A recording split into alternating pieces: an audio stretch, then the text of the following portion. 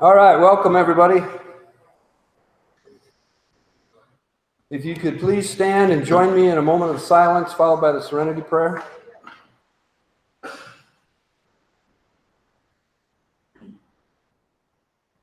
God, grant me the serenity to accept the things I cannot change, the courage to change the things I can, and the wisdom to know the difference. My name's Todd, and I'm an alcoholic. My sobriety birth date is today.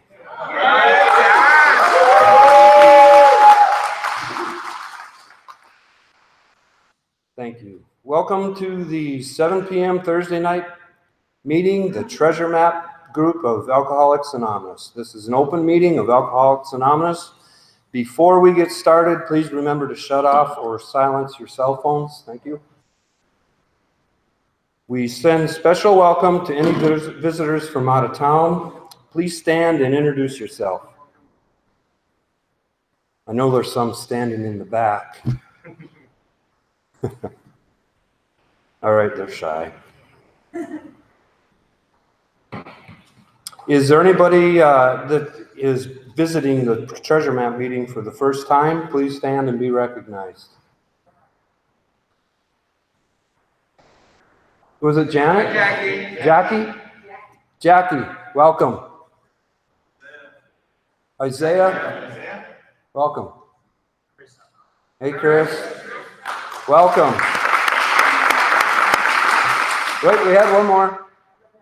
Linda, thanks for coming. Keep coming back.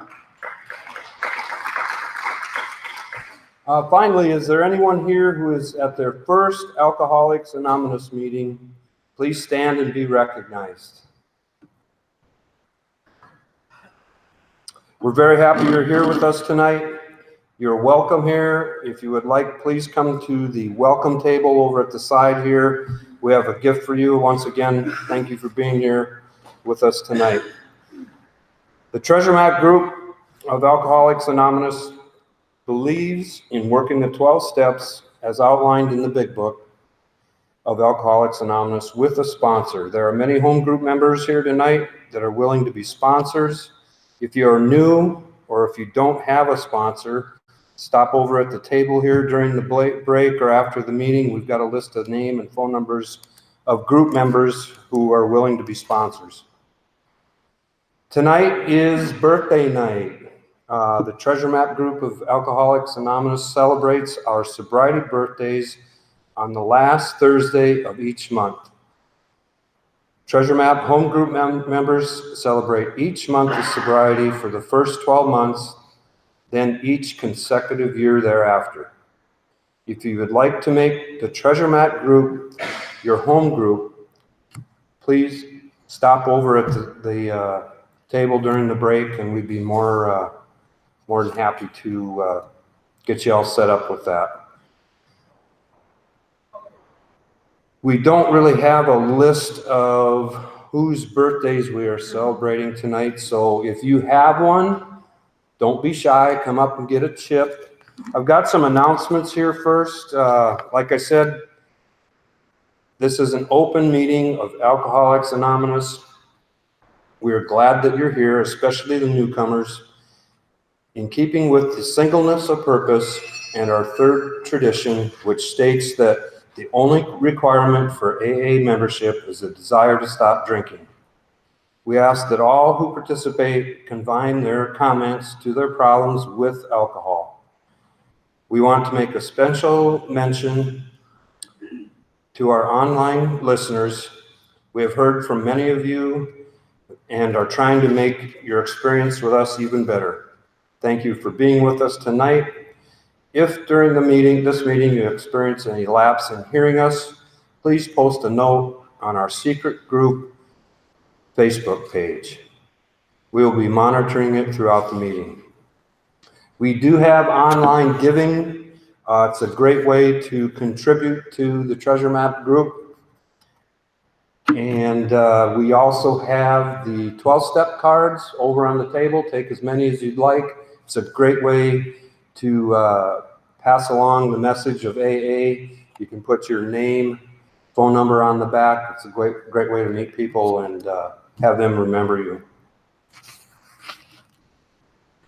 If you do want to get signed up for online giving, just go to treasuremapmeeting.com, or someone will be at the table during the break and they'll get you set up for that. In addition, the Treasure Map Group is a proud financial sponsor of the local Sioux Falls Intergroup, Southeast South Dakota AA District 5, AA statewide in South Dakota Area 63, and worldwide AA through World Services in New York.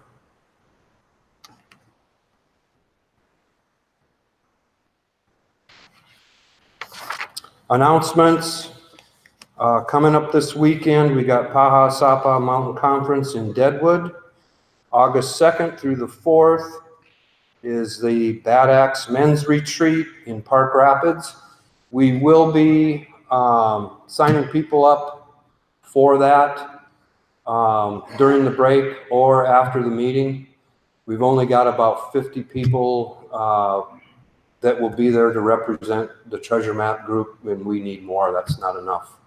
We're going to be doing a big dinner up there and everything, so we need to be supported and a presence while they're there. So anybody that's here tonight or online, make sure you get registered and help us celebrate the program of AA and recovery. Let's see, that's about it for, tonight we will be having a group conscious meeting following the meeting. It'll be just a real short one. I think they're gonna kick me out of this position and get somebody else in there. And I just want to thank everybody for allowing me to chair these meetings for the past few months. It's really been an honor and a pleasure. So.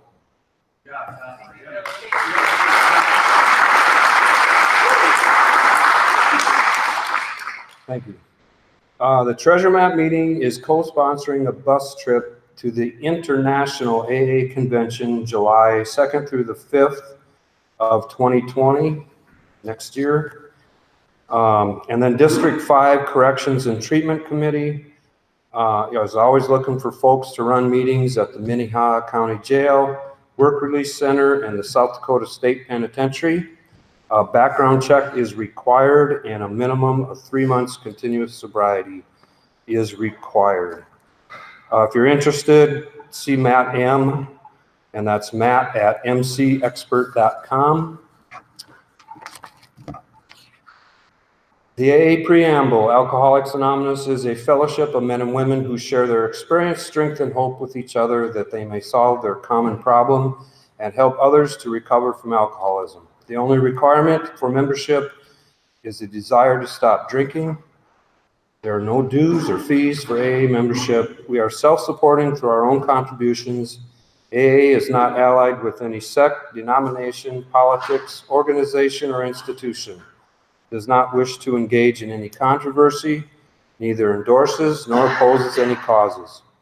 Our primary purpose is to stay sober and help other alcoholics to achieve sobriety. Like I said, tonight is a birthday night. We do have a special speaker here after we get that out of the way and after our break. Let's see. I didn't ask anybody to read How It Works or the 12 Traditions. Tony, you want to read How It Works for us tonight? Tony's a friend of mine all the way from Watertown.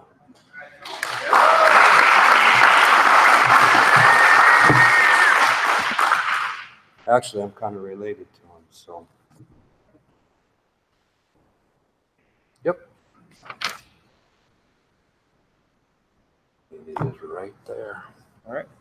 I'm Tony. I'm an alcoholic. And this is how it works. Rarely have we seen a person fail who has thoroughly followed our path. Those who do not recover are people who cannot or will not completely give themselves to this simple program. Usually men and women who are constitutionally incapable of being honest with themselves. There are such unfortunates. They are not at fault. They seem to have been born that way. They are naturally incapable of grasping and developing a manner of living which demands rigorous honesty. Their chances are less than average. There are those, too, who suffer from grave emotional and mental disorders, but many of them do recover if they have the capacity to be honest. Our stories disclose in a general way what we used to be like, what happened, and what we are like now. If you have decided you want what we have and are willing to go to any length to get it, then you are ready to take certain steps. At some of these we balked. We thought we could find an easier, softer way, but we could not. With all the earnestness at our command, we beg of you to be fearless and thorough from the very start. Some of us have tried to hold on to our old ideas, and the result was nil until we let go absolutely. Remember that we deal with alcohol, cunning, baffling, powerful. Without help, it is too much for us. But there is one who has all power. That one is God. May you find him now. Half measures availed us nothing. We stood at the turning point. We asked his protection and care with complete abandon. Here are the steps we took, which are suggested as a program of recovery. 1. We admitted we were powerless over alcohol, that our lives had become unmanageable. 2. Came to believe that a power greater than ourselves could restore us to sanity. 3. Made a decision to turn our will and our lives over to the care of God as we understood him. 4. Made a searching and fearless moral inventory of ourselves. 5. Admitted to God, to ourselves, and to another human being the exact nature of our wrongs. 6. We're entirely ready to have God remove all these defects of character. 7. Humbly asked him to remove our shortcomings. 8. Made a list of all persons we had harmed and became willing to make amends to them all. 9. Made direct amends to such people wherever possible, except when to do so would injure them or others. 10. Continued to take personal inventory, and when we were wrong, promptly admitted it. 11. Sought through prayer and meditation to improve our conscious contact with God as we understood him, praying only for knowledge of his will for us and the power to carry that out. 12. Having had a spiritual awakening as the result of these steps, we tried to carry this message to alcoholics and to practice these principles in all our affairs. Many of us exclaimed, "What in order? I can't go through with it." Do not be discouraged. No one among us has been able to maintain anything like perfect adherence to these principles. We are not saints. The point is that we are willing to grow along spiritual lines. The principles we have set down are guides to progress. We claim spiritual progress rather than spiritual perfection. Our description of the alcoholic, the chapter to the agnostic, and our personal adventures before and after make clear 3 pertinent ideas. A, that we were alcoholic and could not manage our own lives. B, that probably no human power could have relieved our alcoholism. And C, that God could and would if you were sought. Thank you. Thank you.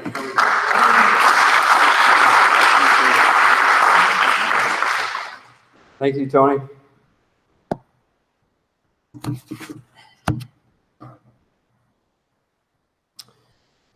Now, if you'll help me welcome Peter to read the 12 traditions as we pass the baskets. Thank you in advance for your generosity and support. Tradition 7 states every AA group ought to be fully self-supporting, declining outside contributions. Last week, we did not pass the basket because we were out at McKinnon Park.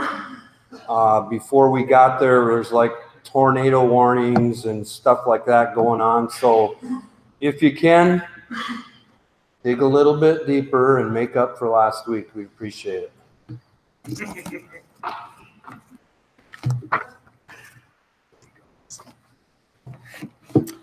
All right, 12 traditions. Number 1, our common welfare should come first. Personal recovery depends on AA unity. Number 2, for our group purpose, there is but one ultimate authority. A loving God as he may express himself in our group conscience. Our leaders are but trusted servants. They do not govern.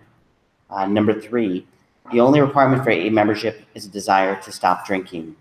Number 4, each group should be autonomous except in matters affecting other groups or AA as a whole. Number 5, each group has but one primary purpose, to carry its message to the alcoholic who still suffers. Number 6, an AA group ought never endorse, finance, or lend the AA name to any related facility or outside enterprise, lest problems of money, property, and prestige divert us from our primary purpose. Number 7, every AA group ought to be fully self-supporting, declining outside contributions. Number 8, Alcoholics Anonymous should remain forever non-professional, but our service centers may employ special workers. Number 9, AA as such ought never be organized, but we may create service boards or committees directly responsible to those they serve. Number 10, Alcoholics Anonymous has no opinion on outside issues, hence the AA name ought never be drawn into public controversy. Number 11, our public relations policy is based on attraction rather than promotion. We need always maintain personal anonymity at the level of press, radio, and films. Number 12, anonymity is the spiritual foundation of all our traditions, ever reminding us to place principles before personalities.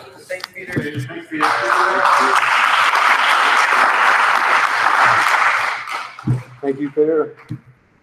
We talk a lot about home group membership at the Treasure Map group because we believe it is vital to our recovery. What does it mean to be a home group member? Here's a brief excerpt from the AA General Service Conference approved pamphlet on the AA group. Traditionally, most AA members through the years have found it important to belong to one group they call their home group. This is the group where they accept service responsibilities and try to sustain friendships. And although all members are usually welcome at all groups and feel at home at any of these meetings, the concept of the home group has still remained the strongest bond between the AA member and the fellowship. With membership comes the right to vote on issues that might affect the group or might also affect AA as a whole. The process that forms the very cornerstone of AA's service structure, as with all group conscious matters, each AA member has one vote, and this ideally is voiced through the home group. Over the years, the very essence of AA's strength has remained with our home group, which for many members becomes our extended family. Once isolated by our drinking, we find in the home group a solid, continuing support system, friends, and very often a sponsor. We also learn firsthand through the group's workings how to place principles before personalities in the interest of carrying the AA message. Talking about her own group, a member says, part of my commitment is to show up at the home group meetings, greet newcomers at the door, and be available to them. Not only for them, but for me. My fellow group members are the people who know me, listen to me, and steer me straight when I'm off in left field. They give me their experience, strength, and AA love, enabling me to pass it on to the alcoholic who still suffers. If you are interested in making the Treasure Map meeting your home group, stop by the side table here during the break or after the meeting, and we can get you taken care of there. Also, with the Bad Axe weekend, we do have partial or full scholarships available. So if you're a little tight this weekend or whatever money-wise goes, we can sure help you out that way. I'm going to be driving up there, so if transportation's an issue, I can fit a few people in my vehicle too, so. All right, let's celebrate some birthdays. Is anybody here tonight having their first 24 hours? Anybody here has their first 30 days of sobriety? All right, come on up.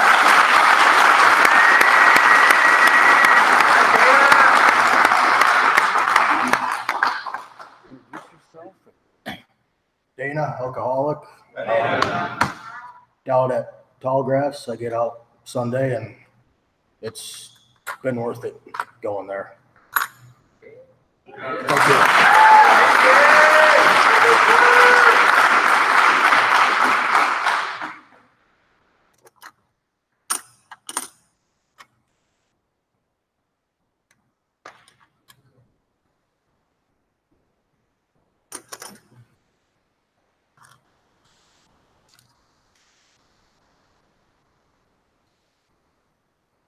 Scott? Where's our 1 month chips at?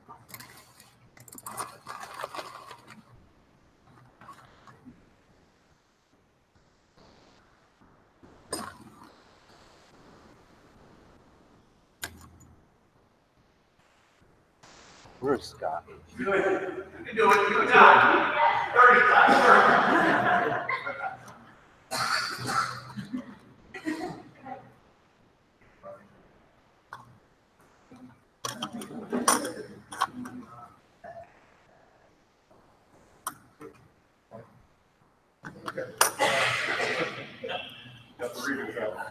Yeah.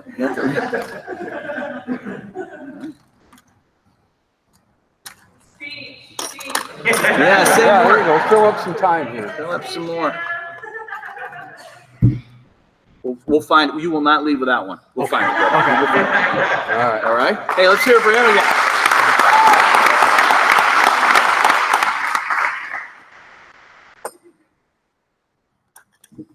And I've seen him at some other meetings too. He's working hard at this. That's awesome. Anybody with 60 days, 2 months sobriety? 90? All right. Give him a big book study. There you go. Introduce yourself. Hi, I'm an alcoholic. My problem is Jack. Hi, Jack.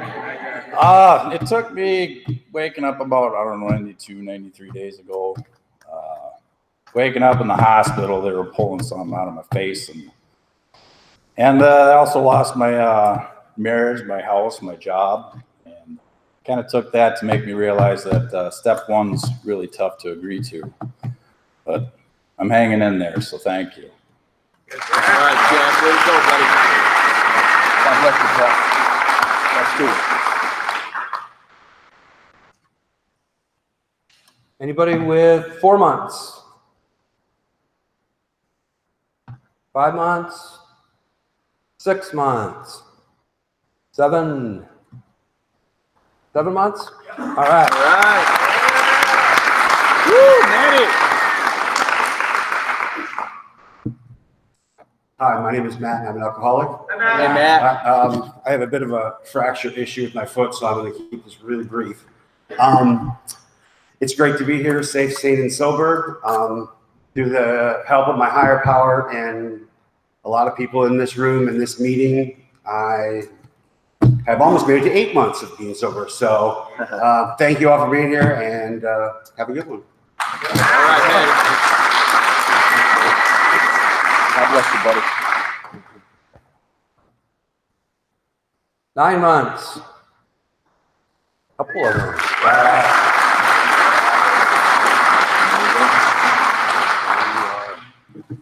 My name's Nate. I'm an alcoholic. Hey, Nate. 9 months. Holy cow. I can sum it up in 3 things that have gotten me to 9 months. The first thing is working the steps. I am on the 9th step. Well, I'm working on all of them now, but I have gotten halfway past the point of my halfway mark of my amends, and I am watching as the promises come true. So that's pretty cool.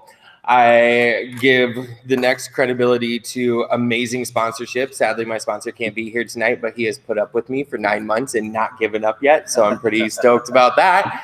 And it's been a long journey, and he has just been the blessing that I needed and someone that I could call and vent to. And even after what I would consider my spiritual awakening and the obsession of drinking as well as using left me, he still puts up with all the petty regular life stuff that I still have issues with and helps me out. So that's amazing. And then the most credit goes to my higher power, realistically, because without my higher power, I could not have made it thus far, as well as kept me sane throughout it all. Well, as sane as I can be being insane, but that's all I got. Thank you.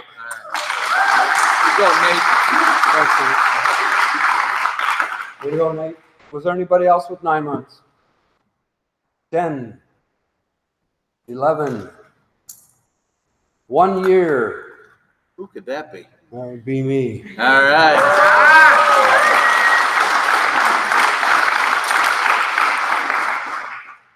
All right, it's been quite a trip so far. 1 year is for me anyway, is a milestone. When you're an alcoholic, going 1 year is that's a long time. But I treat each day as a milestone, and just work this program 24 hours a day.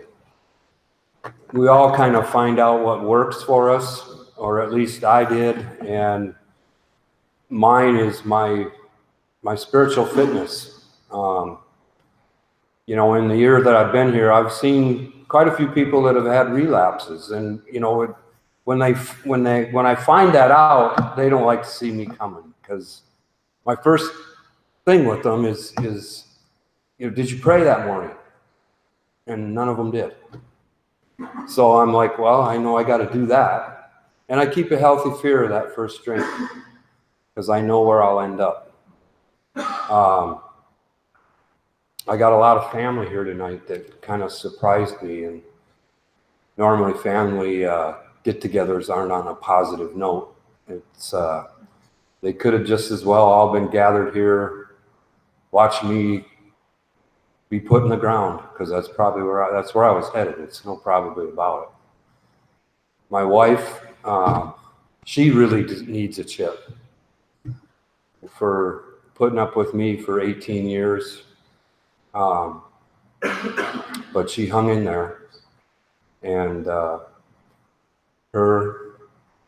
my loved ones, Tallgrass, the AA program, Treasure Map, you know, I really truly believe saved my life. And I want to thank every single one of you in here. All right, thanks.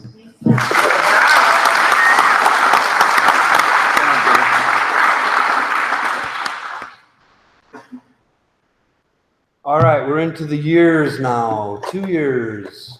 Anybody else have a birthday? Stand up. I know There's Scott Scotty. does, but I'm not going to go. I mean, Scott's an old timer. I don't even like saying that because he's way younger than I am. But. All right, Scotty, you're up.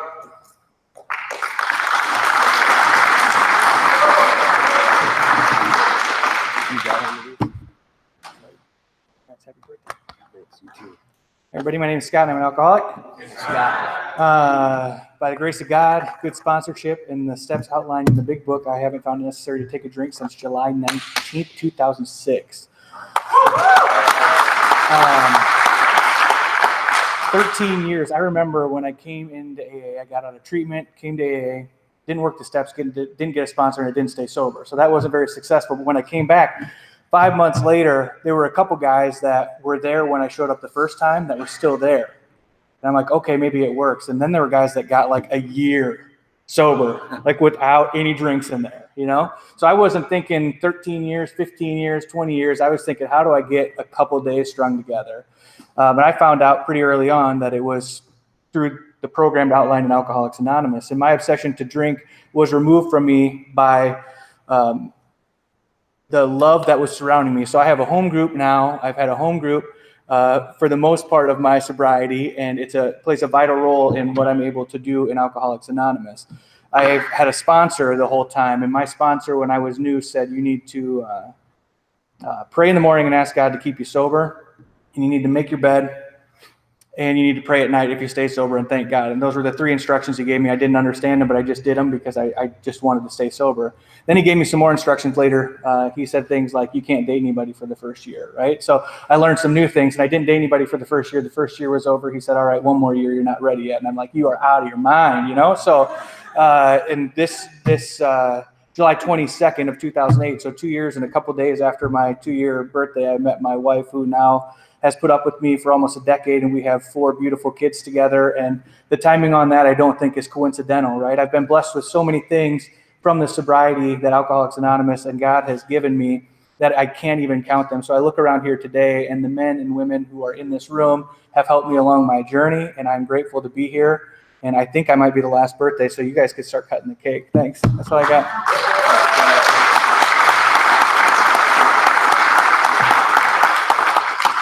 Thanks, Scott. I also got to thank my higher power for my sobriety. Also, I failed to do that. So, okay, we'll take a short break. Where do we want to go? 10 minutes, 15 minutes? Yeah, we'll start at 8:45. 7:45. 7:45. We will start with our main speaker, who is Bill S. from Horsehead, New York. All right. Would you ask the gentleman to come up, the one that has 30 days? We have his chip.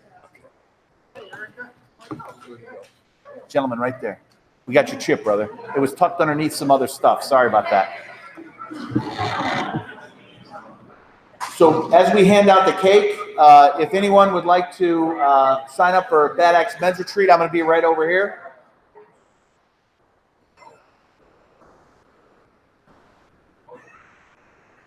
Hey, do we?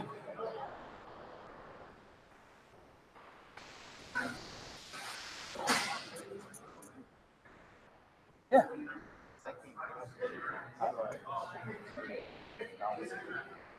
That's awesome. That's awesome. Just send it to my Cayman's bank account. Yeah. That's very cute. Yeah. Confirm or deny that due to federal regulation, but I would say that if you just go to the website. No, I'm dead serious. BadXWeekend.com. Oh, sorry. Yeah. If you go there and you can just donate to the scholarship fund right through there. Yeah. Perfect. Thank you. Thank you very much.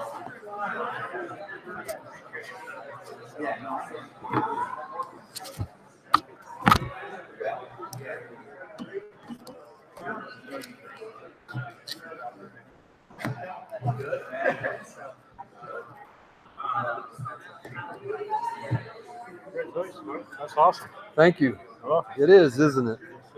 It's a miracle. My name's Jim. Jim, Yeah. nice to meet you. I've been here a couple of times. Okay. And stuff. I stopped in. I haven't seen my sponsee in a while, and I know he was coming up here. These and hopefully he's okay. Good deal. Yeah. Good to see you. That's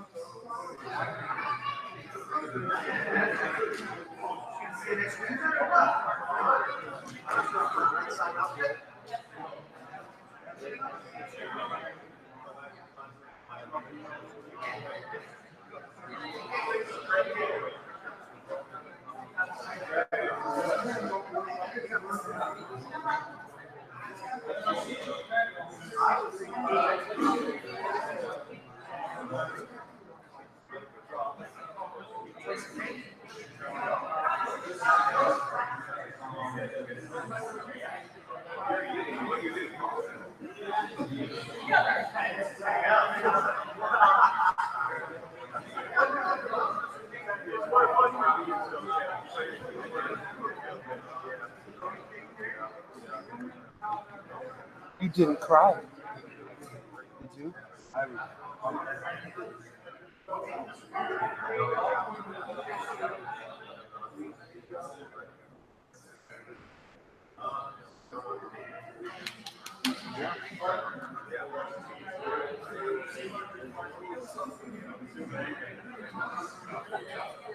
Tried to get me PMT. That's why they said what they said. I wasn't going to tell you that.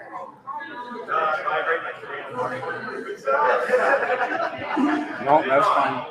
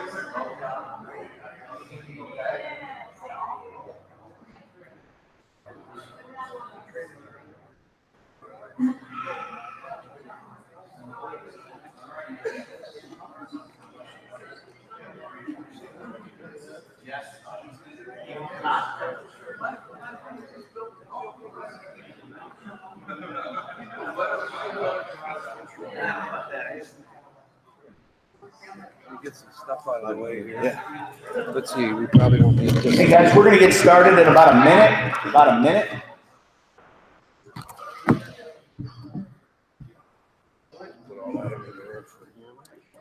So as we're all funneling in, just a couple of quick announcements. Again, this weekend in Deadwood, Pahasapa Conference. It's tremendous. And then next weekend, Bad Axe Men's Retreat up in Park Rapids, Minnesota. How that process works, generally, it doesn't have to go this way, but this is just how most of us do it. We generally meet at Southside Alcoholics Anonymous Alano Club for the 10 o'clock meeting on Friday. We share that together. That ends at about 11. Depending on who's there, maybe 11:30. Windy people. And it's a joke, just kidding. And then we'll meet there, and so then we'll pack up all of our cars and our trucks, and we'll caravan up somewhere around noon.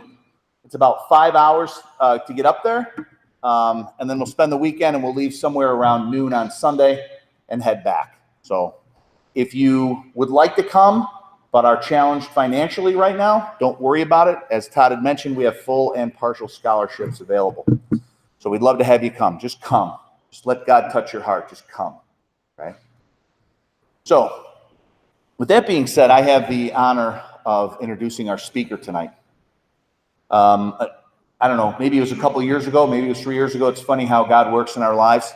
I was at a conference down in Atlanta, Georgia, and I met a man, and that man was sponsored by a person who touched my heart deeply, who I got the honor to meet one time. His name was Charlie P. Some of you know him from the Joe and Charlie tapes. And this particular gentleman is a gentleman named Rick F., and Rick lives in Pensacola, Florida. He was sponsored by Charlie. And so Rick and I struck up a friendship. That friendship has continued. Rick is a great student of the book. He's a great student of our history. Bill and Rick are friends as well. And so when Rick was coming up here to work in Sioux Falls, South Dakota, Rick called me up and he said, "You have to meet a really good friend of mine. He's a good guy." I had a tremendous conversation with him yesterday. We're going to meet for maybe a half hour, 40 minutes. Most of you know how this turned out. It probably led into about an hour and a half conversation about God and recovery and how beautiful he is and how gracious he is to people like you and I. So I'm ecstatic that he is here, and it is my pleasure to introduce Bill S. from New York. God bless you, buddy. You're good, man.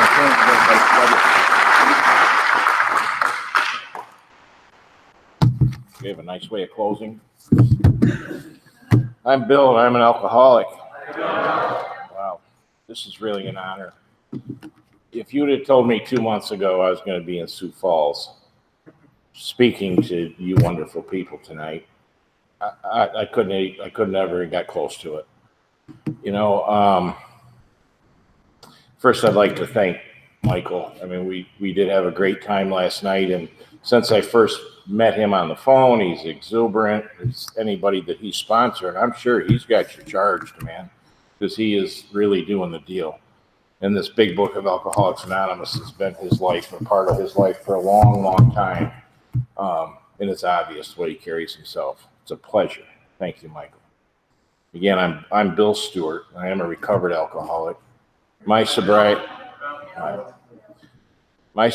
date is January 28th, 1989.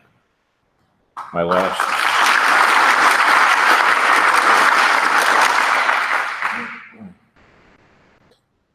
last drink was June 28th, 1981. Figure it out. There was a lot of other things that went on in my life in between there. But I went to rehab in 1981, and I did my first 5 steps in rehab, and I truly did a 5th step with a priest, and it all changed my life. You know, Alcoholics Anonymous changed my life prior to that even. And you know, I'm going places here that I don't even have written down here, because all of a sudden I'm talking about my family that led me into AA. My mentor in life was a member of Alcoholics Anonymous, which was my uncle. Took me fishing, hunting, everything. Before he got sober, the phone calls came, "Hey, I need bail money," you know. Then he got sober, and it was a different man. Really a pleasure to have someone like that in my life, but it was that's my job, so that this child that sits in the back of the room here tonight has what was given to me. Our kids need to know that Alcoholics Anonymous is the roots of it are right here in this book. This is where it happens. This is the magic, the treasure map. For me, it's everything. And I hope that I can present that in my story here tonight somewhat. Because I spent a lot of years in Alcoholics Anonymous thinking I had this program, but knowing something was missing. And there was that hole in my soul. And I didn't know what it was. And I'll lead up to that as we go along here. I'm going to start with my childhood, my life a little bit. You know, I have 3 children, all great kids, powerful kids. I have 2 siblings myself. And my childhood was good in the beginning. Then fear struck me. There were some things going on. There was a dysfunctional family, and things happened in my life to where I put the walls up and I would never let anybody know what was going on with me. I was scared. My fear was incredible. You know, that fear has continued through my whole life. It even went through a good period of my Alcoholics Anonymous years. You know, I've been coming here a long time. But what I didn't ever realize was that this fear, I was that guy behind the curtain, scared to death, but putting that driven image up that I've been very successful in life. I have had 3 kids. I've had a wife for 43 years. You know, I have all that good stuff. You know, as we sit in here and we get the get backs. But what I wasn't getting back was something I really don't think I ever had, which was a spiritual connection. I'm a parochial driven kid that went to school, went to this, altar boy, You know, stole the wine, stole the money out of the back of the church of the book slot. That's me. You know, I had to make amends for that, and I did. Michael heard that story last night, but you know, that was my life. I was a wild kid running crazy, but behind it all was someone that was really scared. I was afraid that somebody was really going to know who I was or what was inside of me. That's a terrible place to live. Even though the image was, I'm the quarterback of the football team. You know, where are you going to college for basketball? What do you mean, college? I'm going down to my buddy's house and drinking 16-ounce Budweisers here in 15 minutes, buddy. Get me off the TV. I'm going. And that was me. I didn't have that click. I didn't have that energy. Something was powerfully missing. So that's an early part of my life. I just fast forwarded from 0 to 18. You know, my last drink I was 27. But I can tell you, I understand what untreated alcoholism is. I can tell you what it's like to live in the bedevilments, even sober. And I think many of us know what those bedevilments are here. And I was going to take the time to read them because, you know, this book's pretty darn important to me. But before I even read the bedevilments, there's something that I'm going to bring up a lot here tonight because I've been fortunate enough to walk through some really dark places in Alcoholics Anonymous. But with the faith that's been given to me through the process of these steps, I was able to do that with grace, dignity, and faith that everything's going to be okay. And that happens here. That's the magic of this. You know, on page 45, it tells us that lack of power, that was our dilemma. I had no power over that fear. I didn't have any power over that kid behind the curtain. I just didn't. I didn't know what I didn't know. I had to find a power by which we could live, and it had to be a power greater than ourselves. I had to find something greater than me. And I always thought I had a God. Well, obviously, but where and how are we to find this power? Well, that's exactly what this book is about. Doesn't say it's about not drinking. It tells me it's about finding that spiritual realm that's beyond anything I ever imagined. And I didn't write any of that when I wrote these notes. I got to tell you, I just went in the chapel, did 3-minute meditation before I came out here. And that's something that is near to me is meditation and taking it to God before I come to you because I'm just here. You folks, I love every single one of you as much as I love anything on this earth. And you are what walked me through those dark times. And that's where this God thing is. And that's what it tells us in this book. It says that, well, that's exactly what this book is about. Its main object is to enable you to find a power greater than yourself, which will solve your problem. Missed that for a lot of years. Missed that. That means we have written a book which believe we to be as spiritual as well as moral. And it means, of course, that I'm going to talk about God. And I will.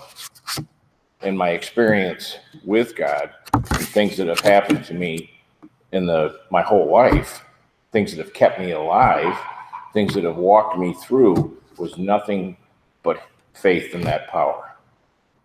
But I can tell you at 25 years sober, I had no clue.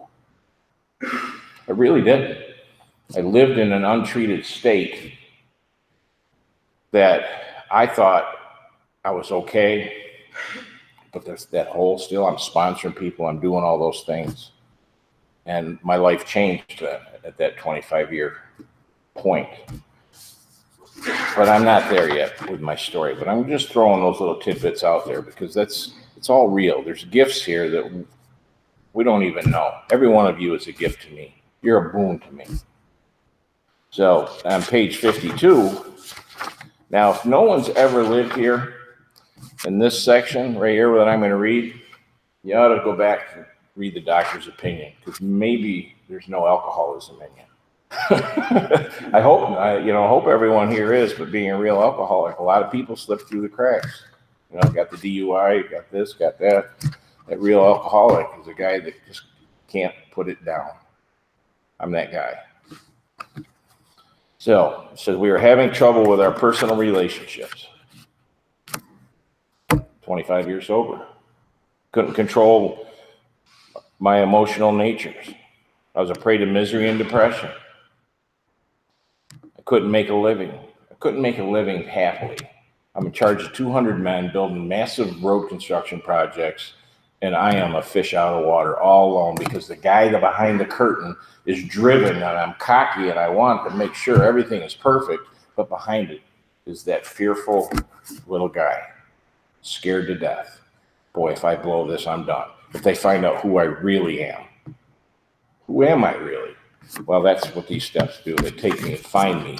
They found who I really am. I'm really comfortable in my skin today. I'm a little tacky up here in this suit. It's a little sweaty, but I'm okay with the skin.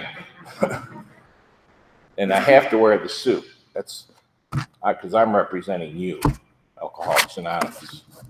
And that's my responsibility. My sponsor tells me, my sponsor has a sponsor, but he tells me, he says, Bill, I understand you don't want to wear the suit, but you'll be okay. Wear it anyway. That's the way it is. We are a prey to misery and depression. We couldn't make a living. We had a feeling of uselessness. It's a sad spot.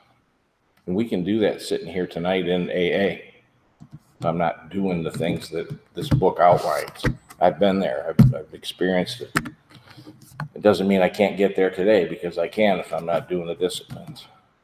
We were unhappy. We couldn't seem to be of real help to other people.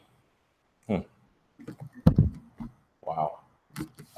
Has anybody not ever been there?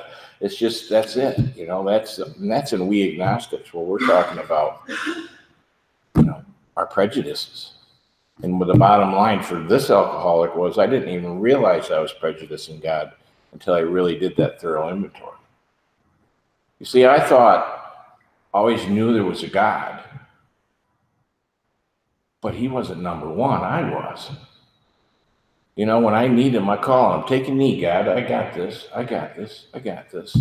And all of a sudden, I'm the president of the league, I'm this, I'm that. Until I really, truly looked at myself in the personal relationships and do some inventory work, and even in the second step inventory, I found out that, man, Bill, you're driven. Your kids somehow love you after even being as driven as you have been with athletics and everything in their life. I got to be the coach. I got to be this. I got to be that. I didn't think I was showing up that way, but as I went back and looked at it, did my inventories, I had to go back and make amends on that. Say, hey, kids, I was a little crazy. Nah, Dad, you were great. No, listen, I wasn't. I get it. And they love me as much as they did before I gave them the amends, but we've had some powerful conversations. So that's the second step. And then going into the third step, how do I turn that will over? How did I do that? For years, I was in rehab in 1989. I went into my counselor. Her name was Bonnie Castleberry. I said, listen, Bonnie, we just had this class on spirituality. I said, I've got nothing. I said, I am totally out to lunch here. I said, go to page 63, open the book, get on your knees, and say the prayer. That was my third step experience. I don't remember what my third step experience was in 1981, because my ego and my self-will was so driven that God really wasn't running the show. Bill was. So I said that prayer for 25 years all the time. But what I didn't realize is that there's 59, 60, 61, 62, and 63 that identify how the third step, how I show up and what I need to change in my life to turn my will over. How my story's stealing. Do I let a conversation happen? Do I talk to people? Or do I have to get right in there and throw my 2 cents in? That's my will. Am I shoving my will at people? A prime example was last night. Michael and I were talking, and Michael's very attentive. And he said, you know, I've learned to pray for people while they're speaking. I said, wow, how powerful is that to keep attention? You know, and I have to learn, these are things I have to learn, because my whole life it's been me, me, me, me, me, me, me, me, me. You know, maybe if you guys aren't like that, but I can tell you that I'd like to control the universe. And it usually blows up at some point. It may take 10 years, it may take 20 years. So this is my last third step experience. I'm going to start with a friend of mine handed me a CD. I'm in a parking lot, and she says to me, Bill, you want this CD? I said, sure, I'd love it. Well, I put that in my car, and I said, oh, it was the Cheech and Chong moment. Whoa. It was, because it was everything. It was identifying Bill in that third step. And it was a friend of mine, it's my sponsor's wife, actually, Katie P. from Austin, Texas. Great story. I got to watch the clock here. I could go crazy. So I listened to this CD, and I had an uncle that lived in Austin, Texas. She's from Austin, Texas. My sponsor's from Austin, Texas. And I said, man, I wonder if my uncle knew them. My uncle had passed away, 25 years sober. Just a different uncle. I got a lot of family genes out there that are doing this deal. I got some warriors, I got this. It's just me floating around the universe. But anyway, I really dug in. But if you want something, if you're like me, and if you want something bad enough in your life, you want your life to change, and you feel it in your soul that here it is, go get it. Don't wait for it. Do whatever it takes. I end up getting 2 phone numbers. I get Charlie's and I get Katie's. I call them both. They both get back to me. They both knew my uncle. And I said, Katie, are you ever in New York doing big book studies? I said, your message rocked me. She said, yeah, in 2 weeks. I'll hook you up. So 2 weeks, I was in Long Island, got a new sponsor, started on this journey through this book. 25 years sober. Pretty crazy, isn't it? But it changed everything. My whole perspective in life has changed. My whole heart has changed. My soul has changed. I have a lot of high quality times in sobriety those first 25 years. Don't get me wrong. You know, my first son was born. I was drinking. I cut his umbilical cord. Boom.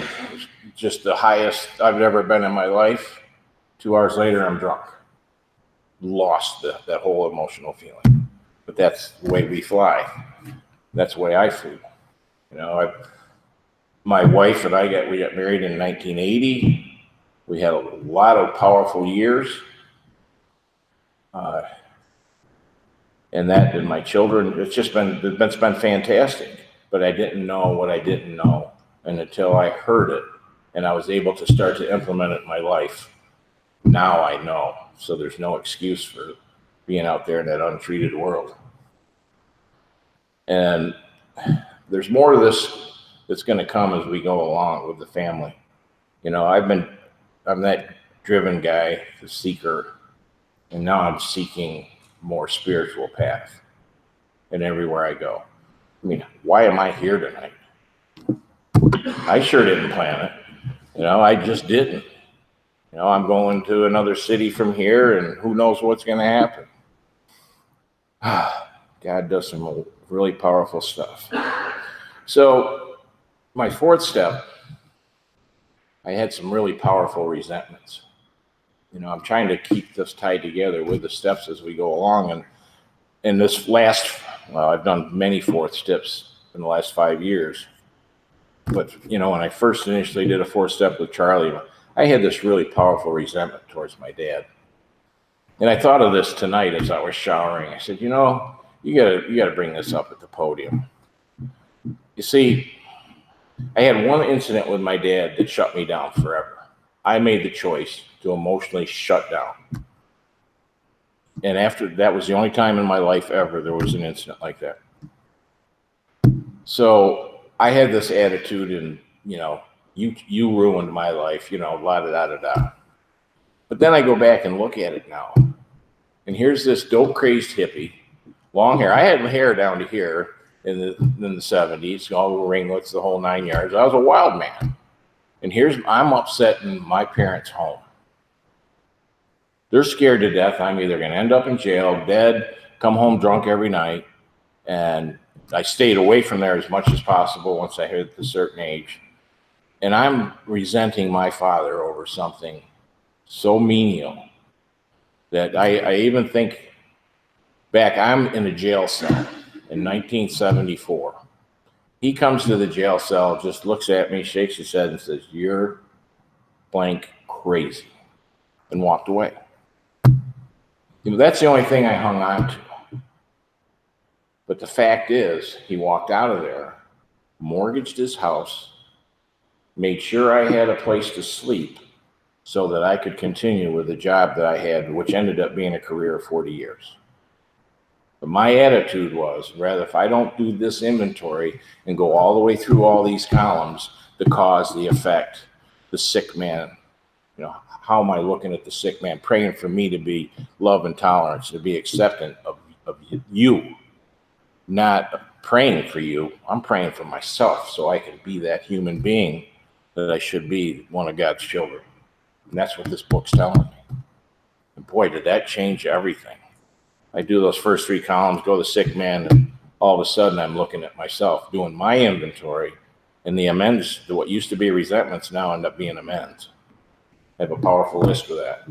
And I've done many amends.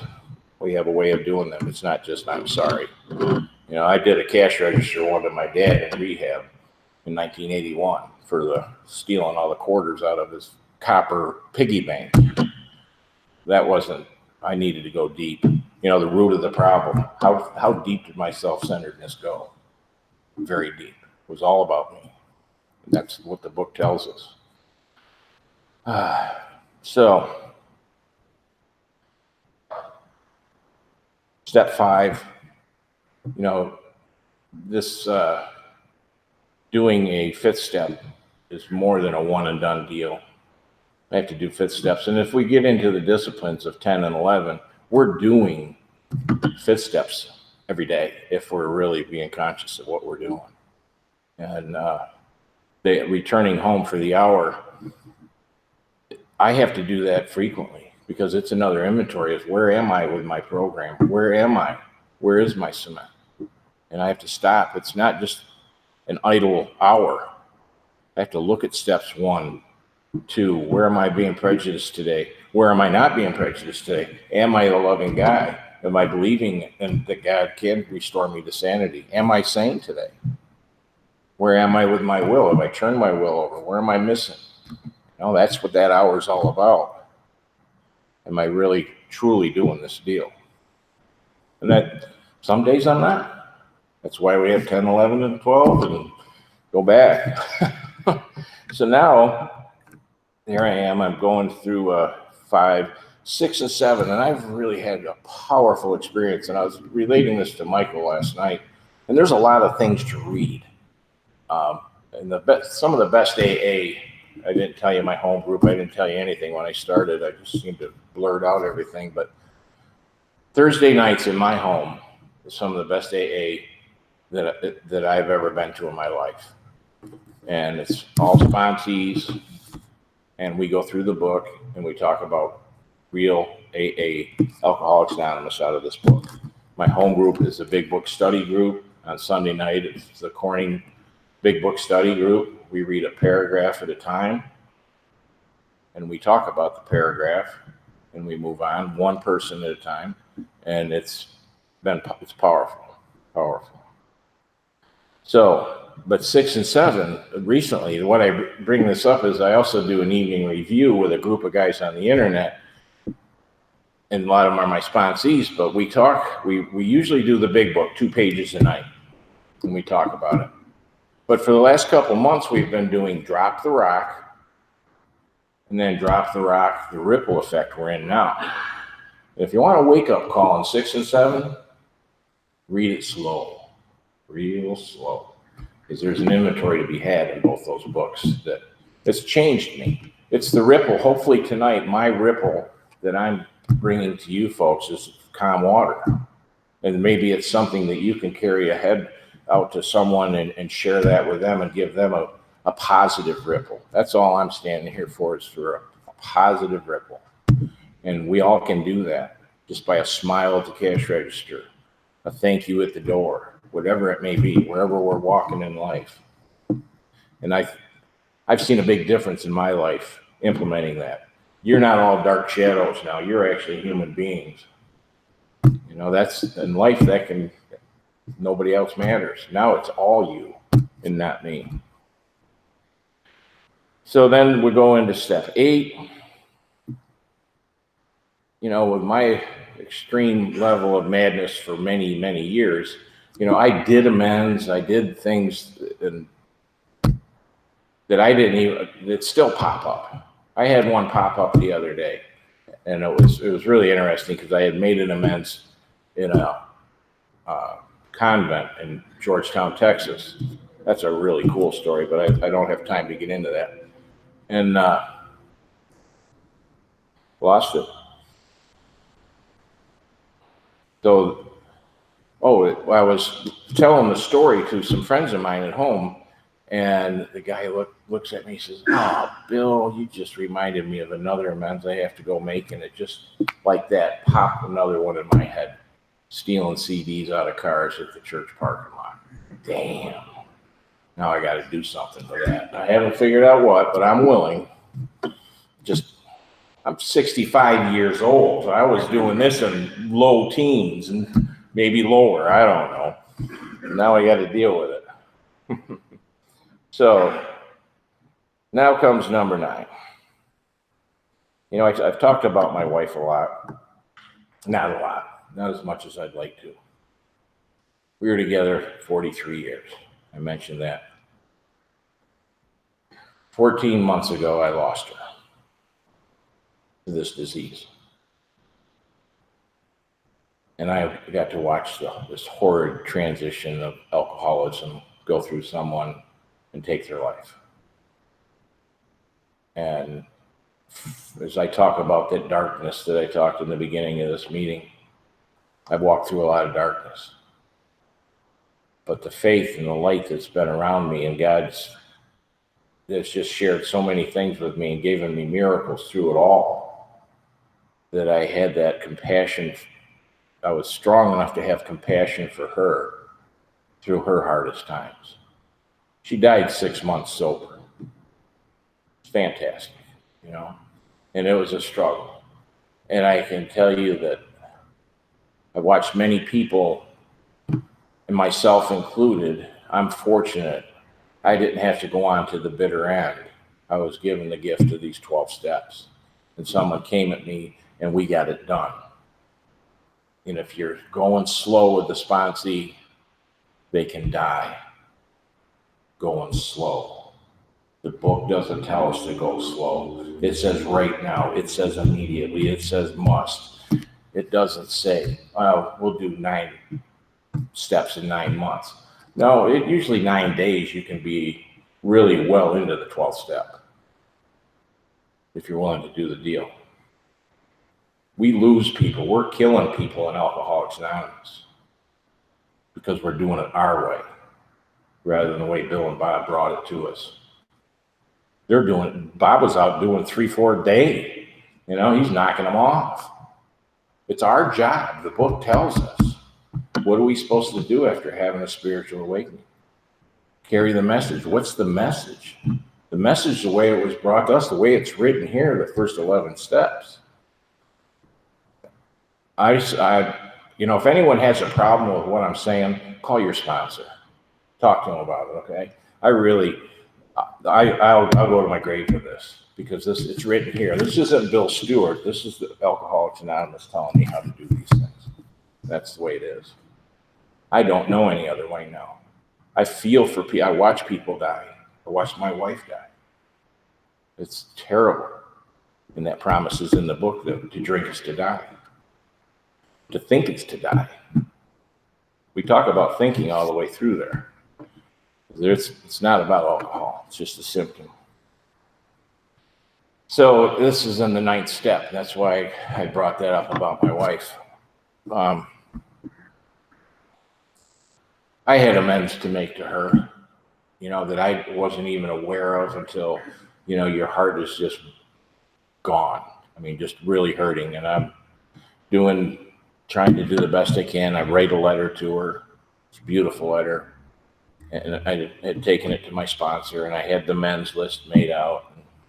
One of the amends was we had gone to dance lessons. And I was a real bonehead. I'm going to tell you, I didn't want to be there. I was jealous. I thought the guy was hitting on my wife, the whole 9 yards. So I made every excuse in the world not to go to dance lessons, and I blew it because my wife loved the art of dance, and she loved dance. And I went to her gravesite, and I said, Michelle was her name. I said, Michelle, I'm here I've harmed you, and I'd like to make it right. I said, I really blew up the dance lessons. It was something you really loved, and I know I hurt you deeply. And I'd like to know if there's anything I can do to make it right. And comes this learn to dance. Is there anything else you'd like to say to me? She said, yeah, learn to love the art of dance. And that's my amends to my wife. But the message came back. These messages come back. They come back in many ways. If I'm diligent with my amends process, I have other amends where I walked off of porches feeling like $1 million, and I've been thrown out of offices. My career didn't end beautifully, but I retired, and it was untreated alcoholism run rampant. But I've made the amends. They weren't real comfortable with it, but I had to do it. And the book tells us, first approach. Someday, somewhere, as long as I stay willing, there's certain folks that I need to make amends to that it's not today. I've made the approach. I've harmed you, and they just aren't ready, and I walk away, and another day. At God's rate, when God wants it to happen, it'll happen. But I'm willing. I'll make amends to anyone and everyone. I have very few cards left. We make 3x5 cards.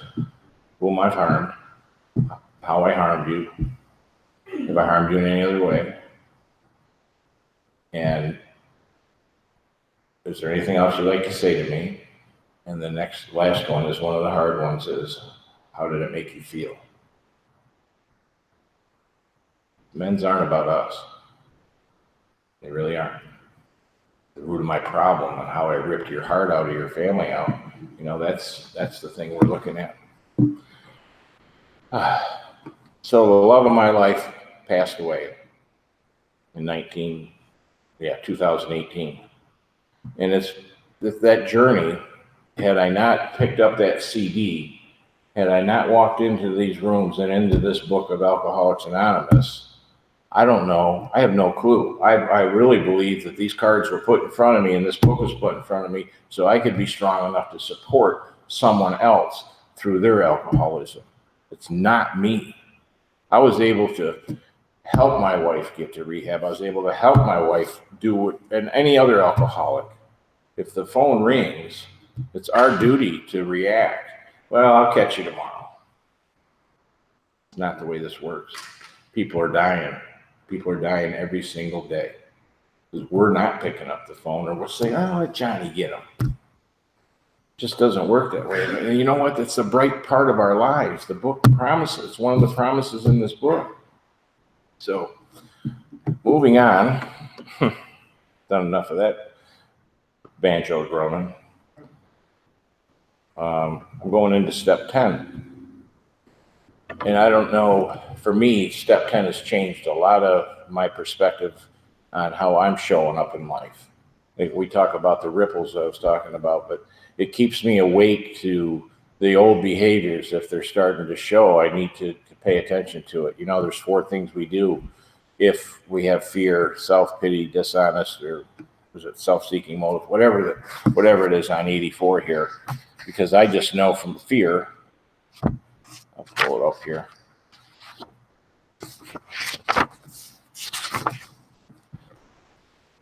Well, one, it says we have entered the world of the spirit. You know, after this step 9, how powerful is that? I just feel it through me all the time. Our next function is to grow in understanding and affection. And our next function is expected duty.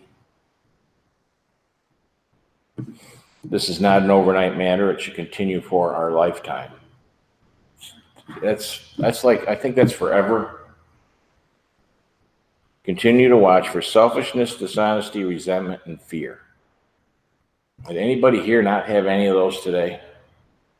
I don't want to see hands because I'm going to ask how many 10 steps were done today, and there'll be fewer. But this is something that, like it says, it continue for a lifetime. Don't be afraid to pick the phone up, because what does it tell us to do then? There's 4 things when these crop up. Cut that ugly head off of that weed. You know, we'll cut it as soon as it happens. We ask God at once to remove it. Right now, right? At once. We discuss them with someone immediately. That's pretty fast too, I think. And that's, you know, when you really, for me, I really like to play the games with these steps and the 10th step. And when I call someone immediately because I need to hear the different angle. It's like when we go into the 4th step and we go into that 4th column. It says are we ready to entirely look at things from a different angle? When I make that phone call, I'm probably not going to hear what I'm thinking. I'm going to hear if somebody else is looking at it from a totally different angle. And that's what I need. I'm not good at my own devices, even though I think I am. But if I practice this and then make amends quickly if we have harmed someone, anyone, but we may not harm someone. We got to get through that process of looking at it from an entirely different angle first. Then we resolutely turn our thoughts to someone we can help. That doesn't have to be a drunk. It could be your grandchild. It could be your wife. It could be most anyone. For me, what it means to me is this head now is thinking about something else besides this head. And I get out of me. And it's such a relief process. The promises in the 10th step are beyond. Hopefully you folks want to go home tonight and read some promises that'll blow you away. Page 84 and 85. There isn't enough time for me to do everything I would love to do here tonight. Because then the real power comes in, for me, is in this prayer and meditation. Sought through prayer and meditation sought through prayer and meditation to improve our conscious contact with God as we understood him. Or understand him, whichever. And for me, I go directly from this book. I live in this book on awakening. And when it says the evening review at night, I go through every single question. It says when we retire at night, we constructively review our day. Am I doing it constructively? It doesn't say destroy myself, beat myself, so I go to bed in full self-pity. What it's really doing for me is getting me to take a look at myself. What can I improve in life? And was I doing a 10th step today? Did I call someone when I should have? And you know what? I have never stayed awake at night after doing an evening review. I've slept better than I ever have when I don't do one, or in my past years. It's free. And then on awakening is huge for me. Every day I get up, I do on awakening, I do a 5-minute meditation. And it's powerful for me. I do two-way prayer. Look up twowayprayer.org. It's changed my life. I've had answers come to me through that process that they just come. I did two-way prayer in this meeting tonight, this morning, you know. And then this is one I really love. As we go through the day, we pause. when agitated or doubtful. I'll bet you within the last hour, everyone in this room has been doubtful. I was doubtful. Heck, man, I'm walking in here. But you know, there's things to do, and it's this black and white direction in here I missed for so many years. You know, 25 years, I thought the 11th step was just sought through prayer and meditation. I didn't read between the lines and pay attention to this book and what the knowledge and the spiritual literature that this is. It just takes us places that the fourth dimension and beyond is real. And when you read There Is a Solution about the fourth dimension, it's real. Bill talks about it in his story. It's real if we implement this in life. My experience is it's beyond anything I ever imagined. To be able to walk through a life like I've been able to walk through with grace and dignity and be able to live in my own skin and smile at anyone in this room is a powerful thing for someone that's had a history like mine. But then again, here's the promises. You know, it says, we are then in much less danger of excitement, fear, anger, worry, self-pity, or foolish decisions. We become much more efficient. We do not tire so easily, for we are not burning up energy foolishly as we did when we were trying to arrange life to suit ourselves. You know, I can go back into that page 60 to 63 every day, and where am I trying to adjust life to suit myself? I should be doing that in my 10th step. I should be doing that in my 11th step. And if I do it and I continue and get to free of me, then it works. It really does. I do my meditation in the morning every day. And as I was telling Michael last night, there's one common denominator every single time I do two-way prayer. And it's 3 words. Be of me. Pretty much sums it up. I'm going to end because the time's up, but I'm going to tell you a story. I love to end with this story because it's so real and it's the power of what Alcoholics Anonymous can do to every one of our families. I have a son